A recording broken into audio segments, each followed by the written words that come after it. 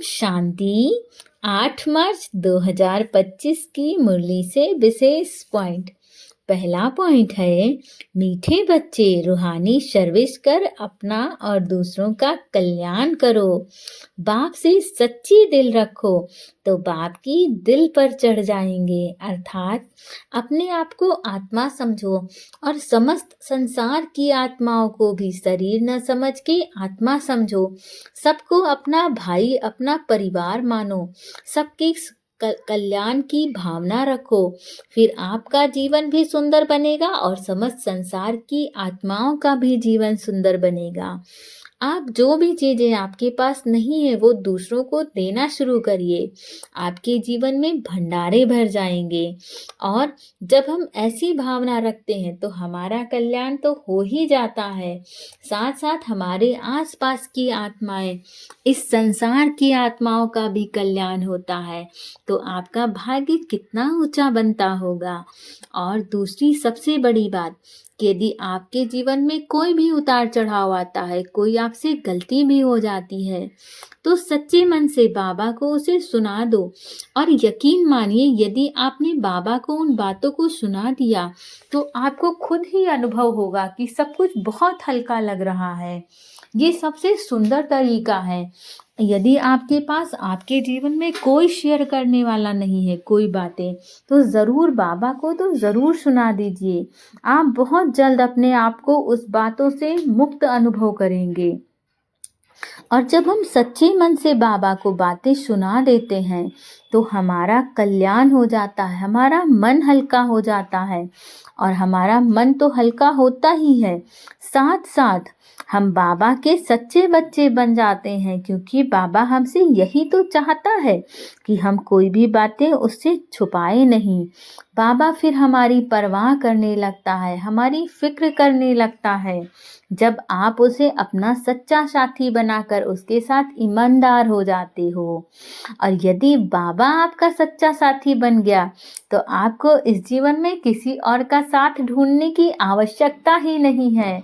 वो ऐसी सिचुएशन, ऐसी परिस्थितियां बिठा देगा ना कि आपके जीवन में ऐसे ऐसे इतने अच्छे अच्छे लोग आने लगेंगे कि कभी आपको जो अपने जीवन में निराशा लग रही होगी, आपका जीवन आशाओं से, सफलताओं से भरपूर हो जाएगा। अगला पॉइंट है, पिता स्नेही बनने के लिए बहुत बहुत सुखदाई बनना है। अपना बोलचाल बहुत मीठा रॉयल रखना है, सर्विसेबल बनना है, निरहंकारीपन सेवा करनी है।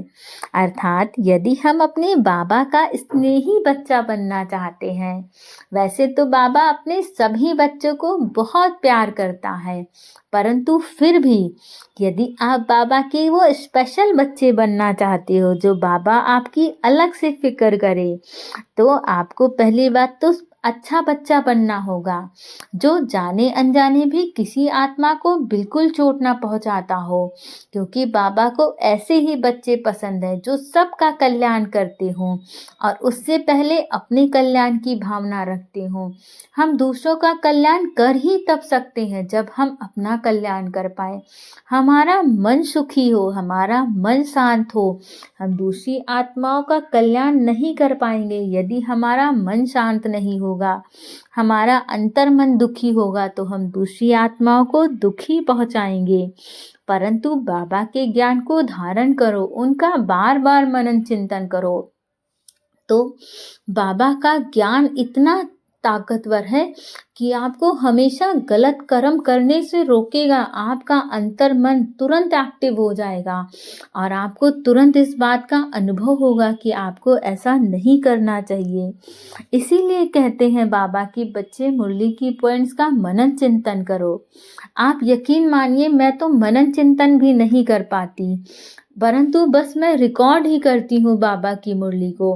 और मैं सच बता रही हूँ कि मेरा मन इतना शांत रहने लगा है, मुझे तुरंत इस बात का अनुभव हो जाता है कि मुझे ये कर्म नहीं करना चाहिए, ये अनुचित है।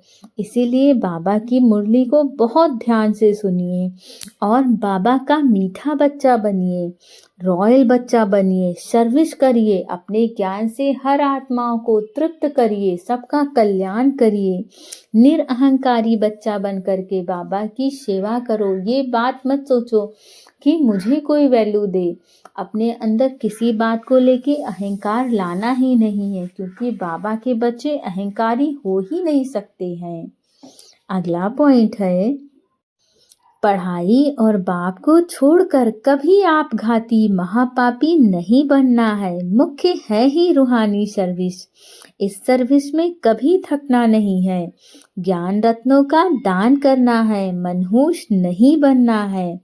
अर्थात जो बाबा की पढ़ाई है और बाबा, इनको छोड़ के हमें कहीं किसी रास्ते नहीं जाना है।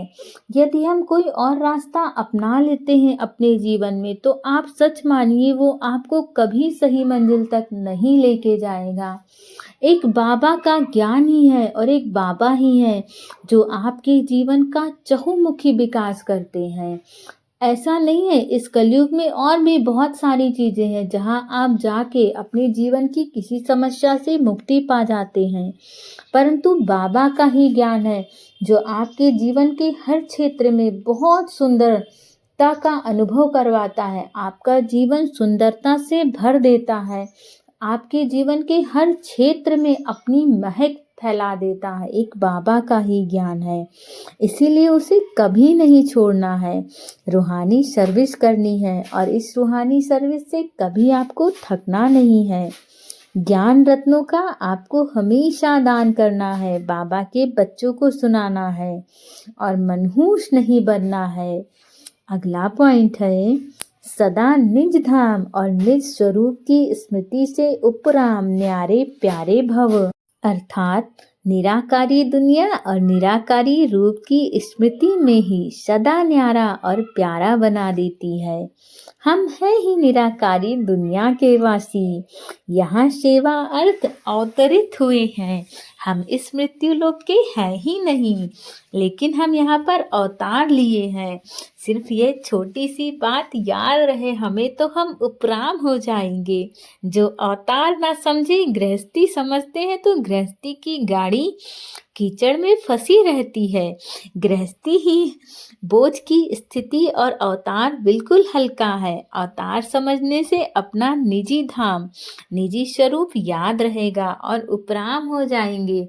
हम इस संसार में फंसेंगे नहीं, और यदि फंस भी गए तो बहुत सरलता से बाहर निकल जाएंगे। अगला पॉइंट है, ब्राह्मण वह है जो शुद्धि और विधि पूर्वक हर कार्य करे। अर्थात बाबा का सच्चा बच्चा वो है जो हमेशा अपने संकल्पों को शुद्ध रखे, अपनी सभी कार्यों को बहुत सरलता से और बाबा के श्रीमत के अनुसार करे। ओम शांति।